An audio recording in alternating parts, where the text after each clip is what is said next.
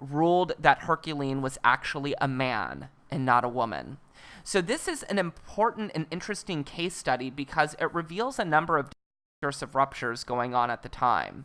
First, doctors used medical discourses to shape Barban's identity and labeled her initially a female. And this label, as I was discussing before in the last slide, reinforces a gender binary that doesn't account for naturally occurring intersexed individuals. Not everybody is born with XX or XY chromosomes, as Wood explains in the book. And these people are a statistically significant portion of the population. So it's interesting that we try to make them fit into the binary.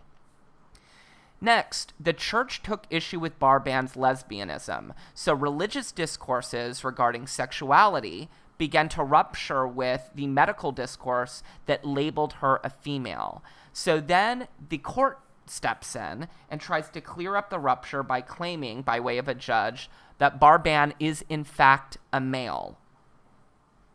So even though all of these discourses are rupturing, they're still trying to make Barban fit into the either-or categories of male or female. The next case that we're going to take into consideration deals with gay marriage. The gay marriage debate to me is very intriguing, regardless of what your personal opinions are about gay marriage, because they exemplify just how hardcore discourses can rupture. Many, but not all, certainly not all, religious discourses define marriage as a union between a man and a woman. So this has been one of the primary discursive ruptures that opponents of gay marriage have used to justify why they don't believe gay marriage should be the letter of the law in the United States or the particular state that they live in. But gay marriage advocates believe that this religious discourse conflicts with legal discourses and legal precedents. For instance, one of the compromises that has been established between gay marriage advocates and people who are against gay marriage is this notion of a civil union. And a civil union affords many, but certainly not all, the rights of a heterosexual married couple. For instance, you don't get any of the federal benefits of being married under a civil union. And, like, for instance, if you wanted to marry somebody who wasn't a U.S. citizen, typically if it was a heterosexual union, by virtue of the marriage, they would become a U.S. citizen. That wouldn't be the case with people in a civil union. At any rate, so this compromise, many gay marriage advocates believe, constitutes a rupture because civil unions, as they see it, are a separate and unequal institution. And judicial precedent that dates all the way back to the Civil Rights era, guarantees that U.S. citizens will not be subjected to separate but equal institutions, much less separate but unequal institutions. Another legal discourse that gay marriage advocates believe conflicts with the religious discourse and creates a rupture is full faith and credit. And full faith and credit basically says that people who are married in one state or who get a license in one state have to have that license, like the marriage license, respected in all states. For instance, I come from Texas. If I were to have gotten married to a woman in Texas and then took a job at Cal State Long Beach, then I wouldn't have to remarry her when I enter the state of California. Our marriage license would still be good.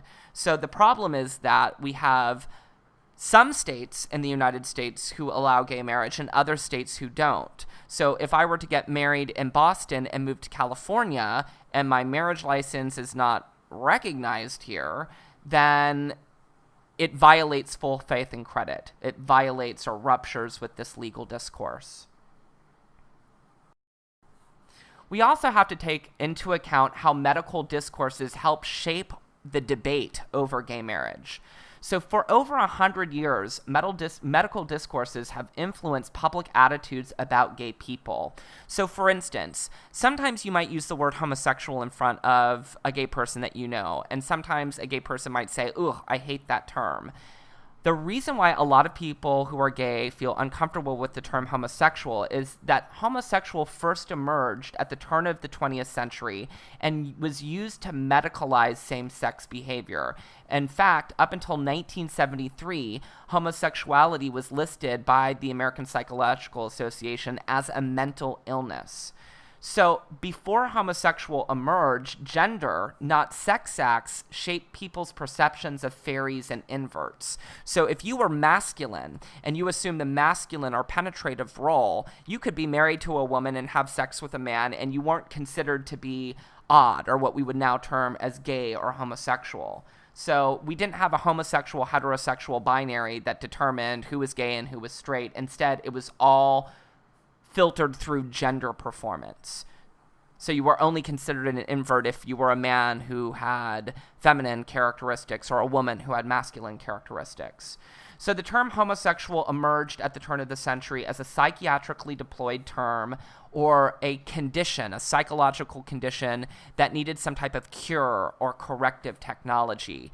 So a lot of people, when they're discussing gay-related issues or gay rights issues, may discuss homosexuality as being aberrant or evil or immoral or not quote-unquote natural, and a lot of their attitudes and beliefs are shaped by 100 years of medical discourse that framed homosexuality in that way. And that's important to take into consideration when you're filtering that debate, when you're functioning as a communication consumer.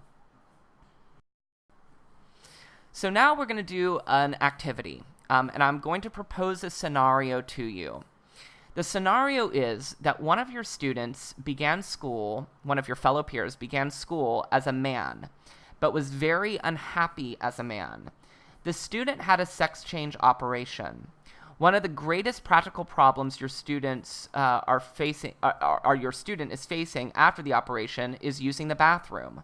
Women students object to having your student use the women's restroom, claiming that they felt unsafe when she entered. Male students were equally vociferous and insisting that she could not use the men's restroom because they perceived the student might feel attracted to them. It was proposed that the student would use the dean's bathroom, but the dean felt this would give the student access to his private office that no other students have. So I'm asking you in this activity to tell me how you would resolve the issue. But don't try to buy your way out of the problem. Financial resources are limited, as we know. We just are coming out of a furlough. So you can't buy your way out of the situation. You can't just erect an entirely new bathroom for intersex students all around the campus. You need to find a communication-centered solution to the problem. You're probably a communication major if you're taking the course, so use communication to solve the problem. So in 10 to 12 sentences, I want you to detail your solution. Bring this completed activity with you to our first in-class day. I may collect it and grade it.